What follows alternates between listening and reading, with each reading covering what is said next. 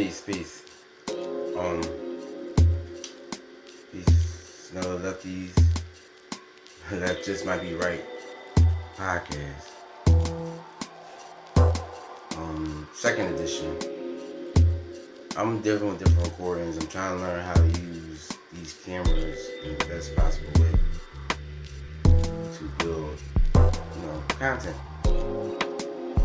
Content creation is pretty hard. And if you don't know what you're doing, you don't start it, basically, then you just be looking crazy like I'm looking. Cause I feel crazy right now. Like I don't feel like I'm doing shit right now. But there's another Who's Left entertainment production. I always like to start out with thanking the ancestors for allowing me to do this. I reflect on the ancestors because I am because we are. It's who we are. It's how we became who we are, based on the ancestors, based on their sacrifices of what they did for us, and a lot of things that we need to do to be an ancestor to future generations. We have to work on self. Working on self is always going to be the topic. My topic is always know thyself. You will not get anywhere in life without knowing who you are and where you come from. It's a journey in itself just to know self, because we're multifaceted. We're a universe in ourselves. Everything that's in the stars, the sun, the moon is in us. If you like I was listening to Professor James Smalls earlier today, and he talks about the way we trace our lineage back. It goes all the way back to the Most High, because that's where it all starts. And it's kind of hard to think to go all the way back that far, but you can really go and delve into. So you probably can go back probably 4 generations. The average black man could probably only go back to his great grandmother, if that, because of slavery and everything. So me personally, I never let things limit me to where, all right, so if I can only go back 4 generations, then that's where I'll go. If I can only go back 2 generations, if I can only go back to my mom, my grandparents, then that's where I start. You have to start. The problem with us is that we use our imagination to limit us to what we do. Our imagination tells us, don't do that because this might happen. We don't know what might happen. Like Will Smith quoted, the other side of success, the other side of fear is success. And we have to get past our fears. Stop being afraid. Stop putting ourselves out there. And putting yourself out there makes you vulnerable. I understand that. We're all vulnerable at some point in our lives. And as a baby we're vulnerable. We have to big up our parents, because a lot of us wouldn't be here if our parents didn't do certain things to make sure that we didn't kill ourselves, because that's what kids do. So we have to be mindful of that. Stop worrying about being vulnerable. Being vulnerable is usually the beginning of something. Because you put yourself out there, you don't know what's going on. You're jumping into unknown territory. So you have to make yourself vulnerable in order to grow. It's a part of life.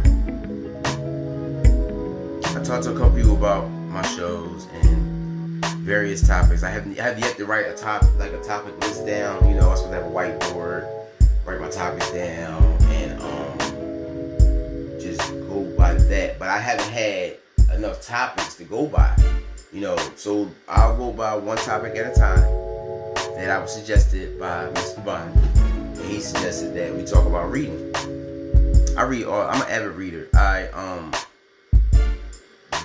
try to schedule reading more, because I don't read as much as I'd like to. But we have to start reading. We have to engage in the art of reading. Whether it's magazines, comic books, newspapers, whatever it is that starts us on our reading path, we have to start. What are your interests? That's where it goes back to knowing thyself. You have to know what piques your interest.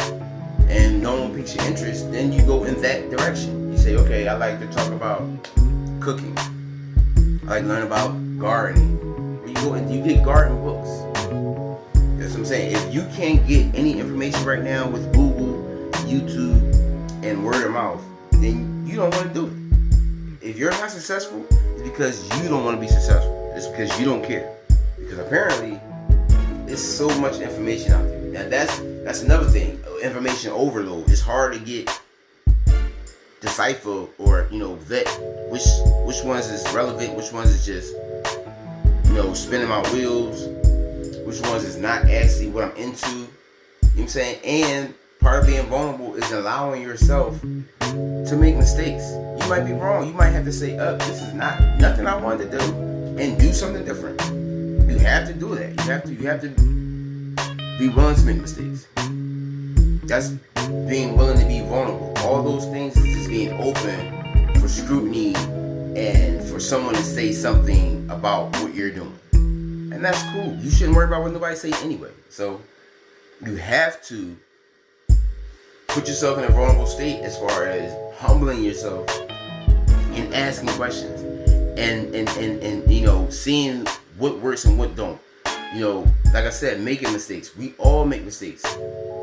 I won't know how to do this if I didn't start it and make a mistake and realize, okay, that's not what I'm supposed to be doing. That's what the scientist said, the devil scientist, Alexander Graham Bell. He said, I didn't make 1,000 mistakes. I just learned 1,000 ways not to do it.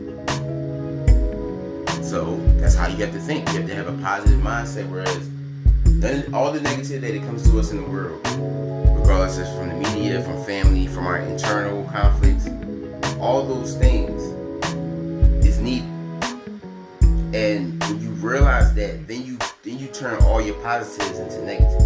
When you realize, okay, this negative thing happened to me, but now I can show that I can get through this. I can show my strength. I can show my ingenuity. I can show different things that you see. Like, okay, something happened at work. You might got fired at work. That might be the reason for you to get up off your ass and start your own business. Or maybe it gives you enough time to realize what you like to do, and then you can move in that direction. A lot of these things, a lot of negativity takes time. It takes our time. We waste our time dwelling on negative imagery, negative ideas, negative thought patterns, and we waste a lot of our time with negativity. Negativity is a time waster. Whenever you wake up and you just want to be grumpy, or you want to do this, you want that, it wastes time and eventually that energy comes back, and you'll wind up having to face that energy. Regardless of it, you didn't waste time with it today, you might have to deal with it tomorrow. That might take jail time, or the loss of something that you like forever, and that's time. So you have to learn how to convert negative. We have to be alchemists. We convert negatives into positives. I convert negatives into positives. That's why I don't mind being vulnerable, because I can take that, whatever it is that you bring negative to me, and I can flip it on its head and make it a positive. Just like you could take a negative event.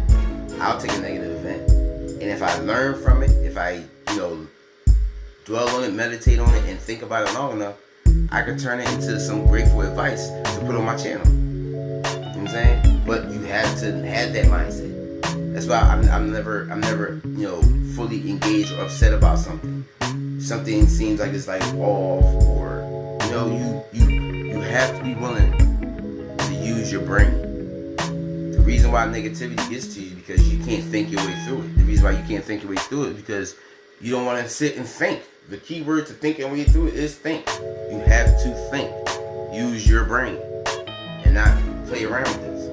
And the best way to use your brain is to build information and knowledge.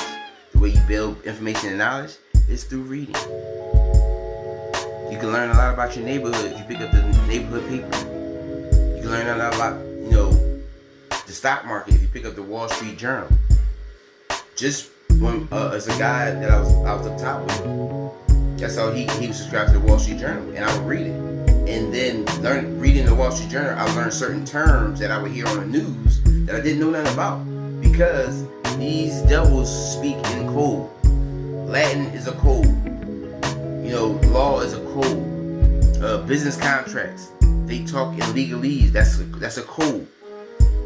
We don't have our own code. They say Ebonics, but we give it to everybody.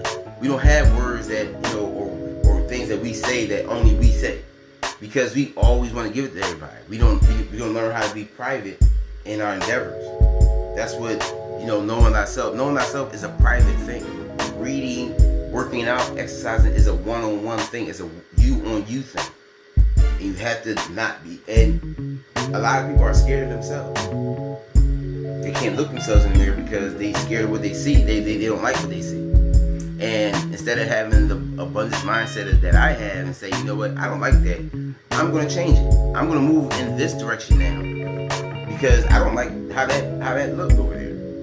You have to start doing that. You have to start having that sort of a mental thing about it. Like, okay, I'm not liking this. I'm gonna just change this. And knowing thyself is an active thing. It's a daily activity because you're constantly changing. So you have to adjust. It's constantly adjusting. Like I say, life is like sailing in a ship. You might start veering to the right. You gotta veer it back to the left. It might go to the left, and you gotta veer it back to, because you're trying to stay center. So when you veer to the left, you turn to the left and go back. You veer to the left, you turn to the right and go back.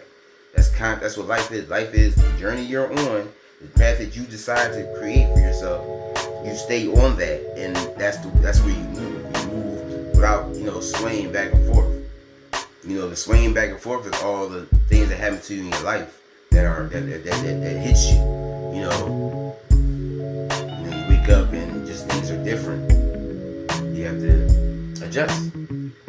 And knowing thyself and reading books will help you adjust, help you steer a good course to where you want to go. Because you'll start gaining information, you'll start realizing, okay, I like this. Certain things start pulling you towards it. You say, okay, I'm moving in this direction now, because this where it seems like it's better for me. You have to know you to know what's better for you. And if you don't know who you are, you won't know what's better for you, what's best for you. You have to get to know who you are. That starts there. That's the foundation. Knowing who you are, it starts the foundation. You cannot help anybody. You cannot help yourself. You cannot help others. You cannot help your family. You can't help what's going on in this country or this world until you figure out what's going on with you. And you have to have confidence in who you are. That's knowing self, having confidence in who you are. But you have to read. I have several book clubs that I started that I'm in, and I ask that you start some on your own. Find out people that you deal with that you like or are on the same page as you, and start a book club. You have to start communing with those of like minds. I'm trying my best to do that with these podcasts and other things, because you have to find those that are like you, that are doing the same thing, that are moving in the same direction, because you need a communal thing. We are communal people. Dr. Claude answered and said that race is a race. It's a team sport. And if you don't be a team, if you don't form a team to compete, you lose by default. And we're losing by default because we're everybody's out of irons. Talking about practice. You gotta practice, bro. And practice with the team. Like, that's what communing with them is basically practice of getting to know. You get to know yourself as well as others when you interact with people like you, and you realize the differences. The subtle, he does it this way, but I like it this way. He likes this food. I like the same food, but I like it cooked different. But learning other people, you see that, okay, well, I might like the way he do it. The way he cooked it tastes better than the way I do it. But I didn't know, because I never thought about that perspective. That's what being around other people like-minded is. You learn different perspectives of the same idea.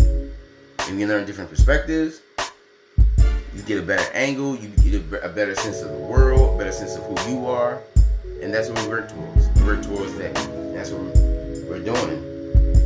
So I'm going to start these videos, I'll tell you, every Monday. That Just Might Be Right show. Like, share, and subscribe. I'm trying to figure out how to get. I got intro music from my man V. know what I'm saying? I got music I'm trying to put on here. I'm trying to start this little podcast. So, anyone that knows anything about podcasting that has a suggestion, I'm open to suggestions. I'm always open-minded to something new, to try to do something different. Because we have to have certain dialogues. We have to start talking. Having good conversations. I want to start having good conversations. And like I said, I want this to be an engaging thing. I want it to be interactive. So, comment. Let me know what's going on. I'm on all platforms. Who's Left Entertainment. I'm on YouTube. I'm on Instagram, and I'm on Facebook. I have a TikTok also. If you look up Who's Left Entertainment or Who's Left, you'll more likely find me because my logo is everywhere. Just got the logo on there. You don't got the logo on there, and you ain't. You know what I'm saying? It's a logo. I created that myself. I'm proud of it.